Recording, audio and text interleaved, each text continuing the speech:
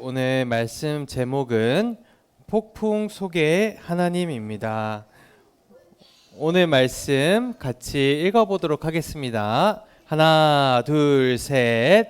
여러 날 동안 해도 별도 보이지 아니하고 큰 풍랑이 그대로 있음에 구원의 여망마저 없어졌더라. 사도행전 27장 20절 말씀. 아멘. 네.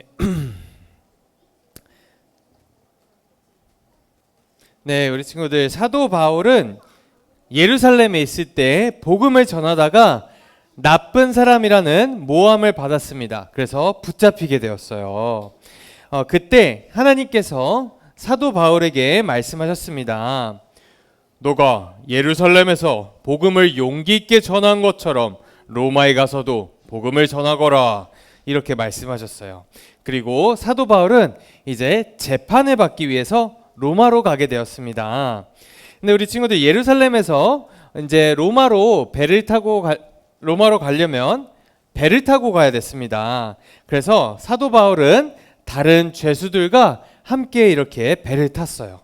근데 우리가 오늘 읽은 말씀에서 바다에서 큰 폭풍이 일어났다고 했었죠.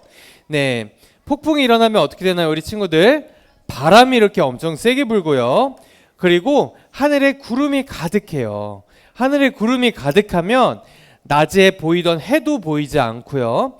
밤하늘에 떠 있는 달과 별들도 구름에 가려서 보이지 않아요. 그러면 우리가 이렇게 구름이 하늘을 가리면 우리에게 보이는 것은 무엇일까요? 네네. 번개가 번쩍할 때 잠깐 주변이 보이다가 다시 아무것도 보이지 않고 이제 파도 소리하고 바람 소리밖에 들리지 않아요.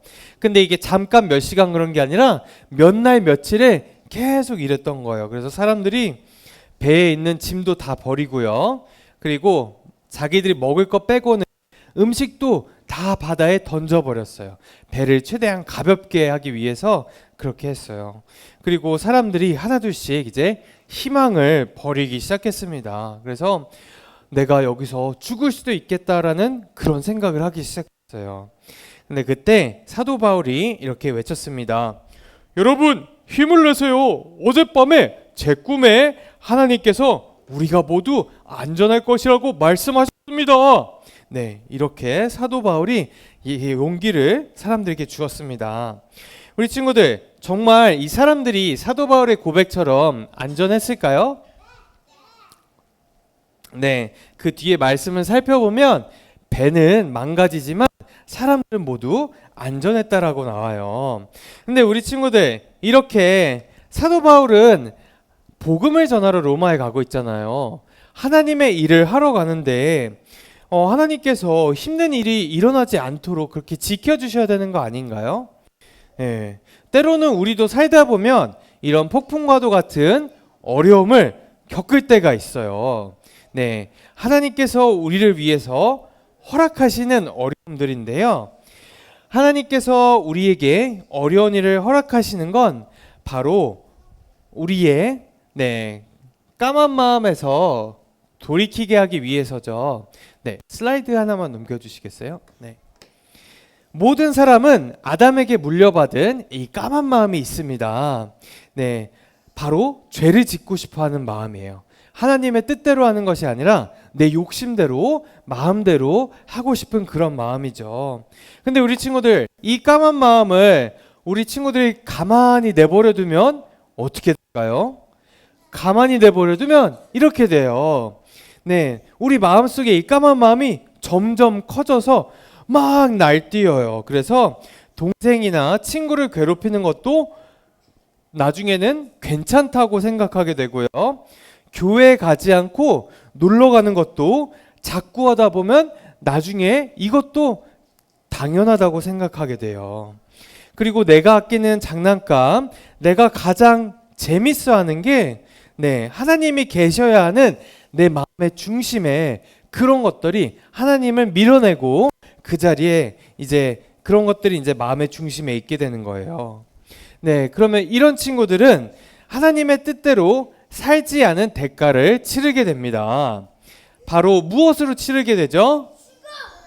죽음으로 치르게 되는데, 우리 친구들, 이 죽음이 무서운 이유는 우리가 나이가 들어서 할아버지 할머니가 되면 이제 죽잖아요. 근데 이렇게 한 번 죽는 걸로 끝나는 것이 아니라 이 죽음은, 성경에서 얘기하는 이 죽음은 영원한 죽음입니다.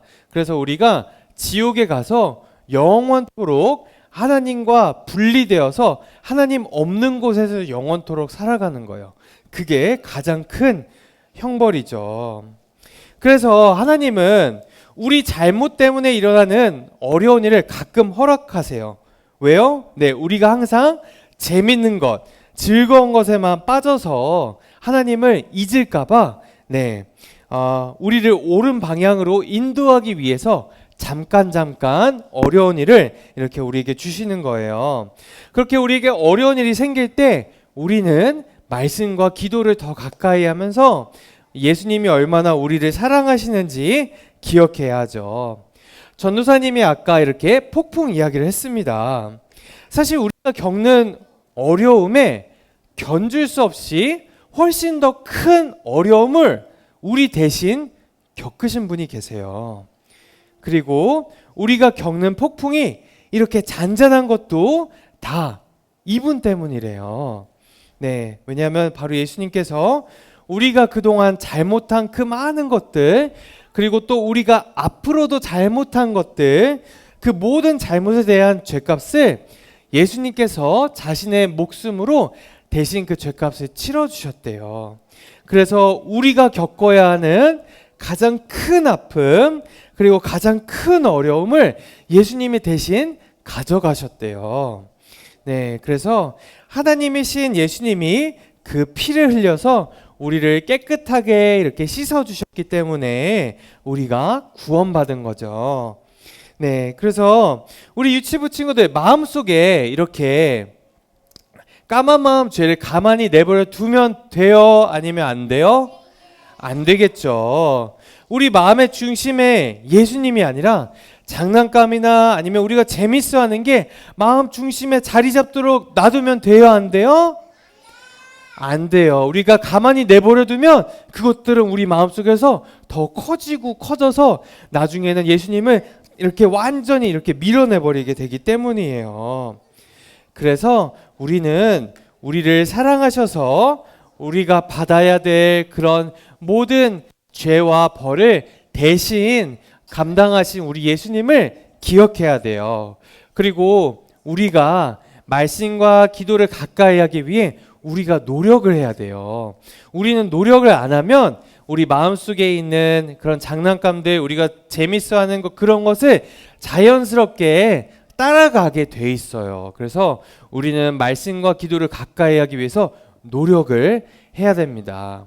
그리고 가끔 우리가 살면서 어려운 일이 생길 때는 내가 예수님께서 잠시 멀어졌구나 생각하고 다시 말씀과 기도로 가까이 다시 나아오면 됩니다. 그러면 예수님께서 노력하는 우리 친구들에게 은혜 베풀어 주셔서 다시 마음속에 예수님의 크신 사랑을 누릴 수 있도록 해주시고 마음속에 예수님으로 인한 기쁨이 다시 차오를 수 있도록 도와주실 거예요. 그래서 우리 친구들이 항상 말씀과 기도 가까이 하는 우리 친구들이 되었으면 좋겠습니다. 그리고 어려운 일이 생겼을 때는 예수님의 사랑을 기억하면서 다시 예수님께 가까이 나가는 우리 친구들 되기를 축복합니다.